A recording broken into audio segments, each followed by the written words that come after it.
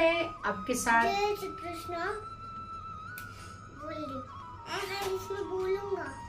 जय श्री कृष्ण। नाती जी जिद कर रहे हैं कि मुझे भी वीडियो में आना है, तो प्लीज सुनिएगा ये क्या कहना चाहते हैं। हेलो फ्रेंड्स, आज की मेरा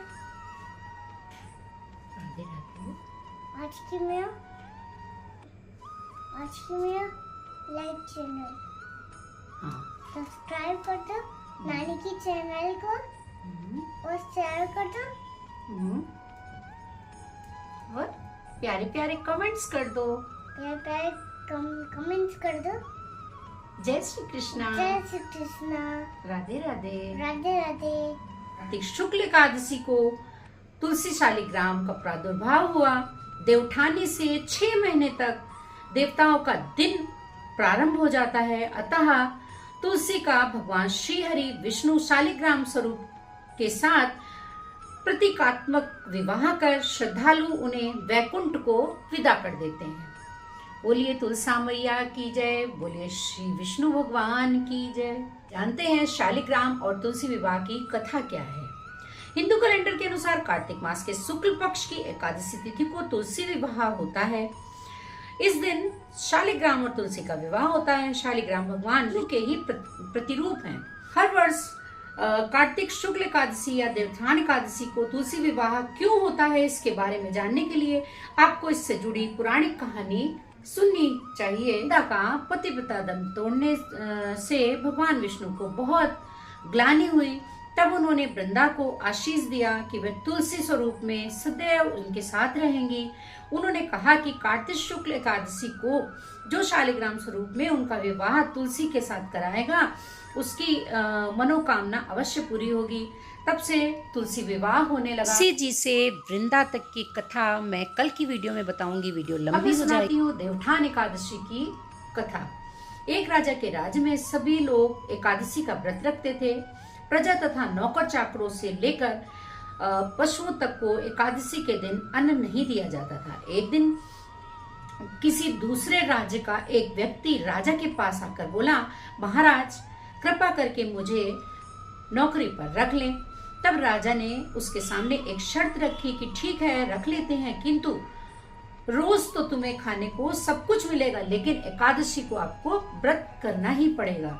उस व्यक्ति ने उस समय हाँ कर ली, पर एकादशी के दिन जब उसे फलाहार का सामान दिया गया तो वह राजा के सामने वह राजा के सामने जाकर गिड़गिड़ाने लगा, महाराज इससे मेरा पेट नहीं भरेगा, मैं भूखा मर जाऊंगा, मुझे अन्न दे दो। राजा ने उसको शर्त की याद दिलाई, पर वह अन्न छोड़ने को राजी नहीं हुआ। तब राजा ने उसे आटा, दाल, चावल आदि दिए। वह नित्य की तरह नदी पर पहुंचा, स्नान कर भोजन पकाने लगा। जब भोजन बन गया तो वह भगवान को बुलाने लगा, आओ भगवान भोजन तैयार है। उसके बुलाने पर पीताम्बर धारण किए भगवान चतुर्भुज रूप में आ पहुंचे तथा प्रेम से उसके साथ भोजन करने लगे। भोजन आदि करके भगवान अंतर ध्यान हो गए तथा वह अपने काम पर चला गया। 15 दिन बाद अगली एकादशी को जब वह राजा से कहने लगा कि महाराज मुझे दुगना सामान चाहिए, उस दिन मैं भूखा ही रह गया। राजा ने कारण पूछा तो उसने बताया कि हमारे साथ भगवान भी खाते हैं, इसलिए हम दोनों के लिए सामान पूरा नहीं होता है।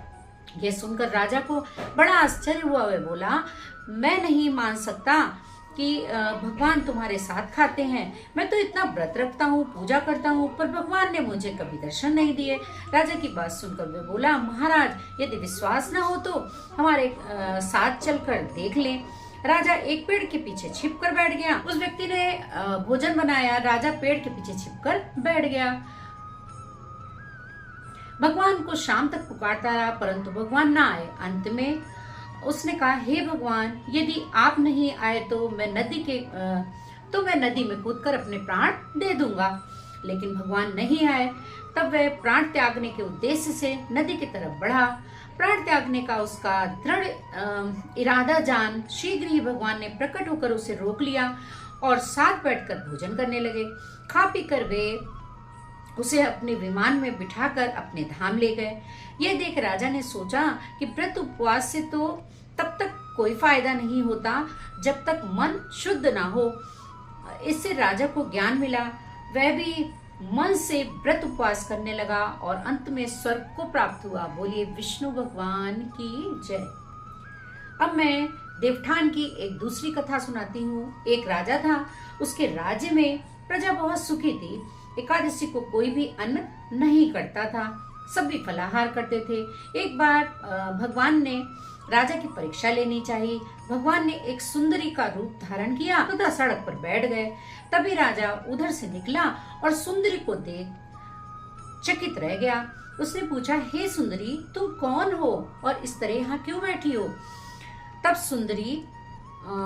सुंदर स्त्री बने भगवान बोले, मैं निराश्रित हूँ, नगर में मेरा कोई जाना पहचाना नहीं है, किससे सहायता मांगू? राजा उसके रूप पर मोहित हो गया। वह बोला, तुम मेरे महल में चलकर मेरी रानी बनकर रहो। सुंदरी बोली, मैं तुम्हारी बात मानूंगी। तुम्हें राज्य का अधिकार मुझे सौंपना होगा। राज्य पर मेरा पूर्ण अधिकार होगा। मैं जो भी बनाऊंगी तुम्हें खाना होगा। राजा उसके रूप पर मोहित था, अतः उसकी सारी शर्तें उसने स्वीकार कर ली। अगले दिन एकादशी थी।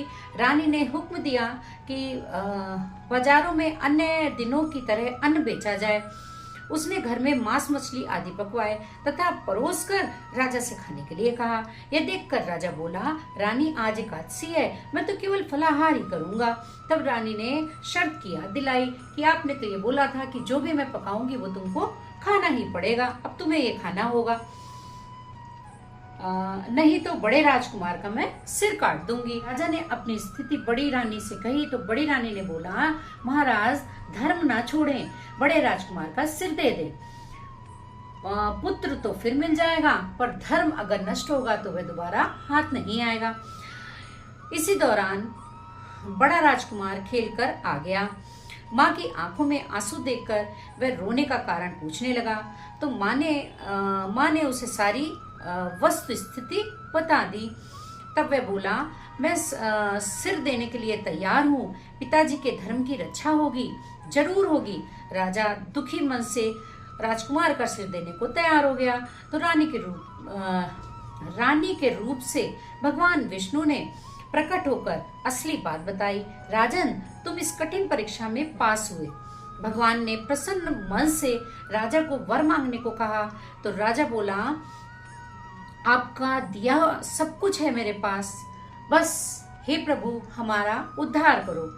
उसी समय वहां एक विमान आया और राजा ने अपना राज्य पुत्र को सौंप दिया और विमान में बैठकर परम धाम को चले गए। बोलिए विष्णु भगवान की जय, बोलिए श्री हरि की जय। तो आज देवठान एकादशी को दिवाली की ही तरह घरों को सजाया जाता है और दीपक जलाए जाते हैं और कहते हैं कि भगवान पूरे 4 महीने के बाद आज के दिन उठते हैं और घर की गांव में आज भी सुबह सुबह गाया जाता है, उठो देव जागो देव, और भगवान की पूजा होती है। बोलिए विष्णु भगवान की जय। अगर आप लोग को हमारी वीडियोस थोड़ी भी पसंद आती हैं तो प्लीज़ लाइक करना बिल्कुल मत भूलिएगा, और चैनल में पहली बार आए हैं तो चैनल को सब्सक्राइब किए बिना बिल्कुल मत जाइएगा। जय श्री हरि, जय तुलसी माँ।